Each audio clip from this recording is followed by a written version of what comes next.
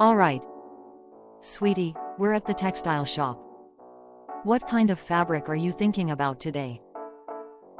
Can we look at the colorful ones first? I like the bright colors. Great idea. Let's check out the cotton fabrics over here. Do you see any patterns you like? Ooh, look at that one with the stars. Can we get that? That's a fun choice. What do you want to make with it?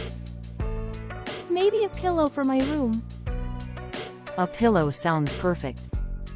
Let's grab some of that. How much do you think we need? Maybe a yard? That should work. Let's also look for some fabric for your next school project. Do you want something plain or patterned?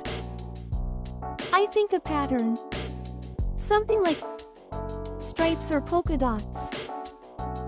Good thinking. Let's see what they have. Remember, we can also look for some ribbons or buttons to decorate your projects. Yeah. I want sparkly ones. Sparkly it is. Let's finish up here.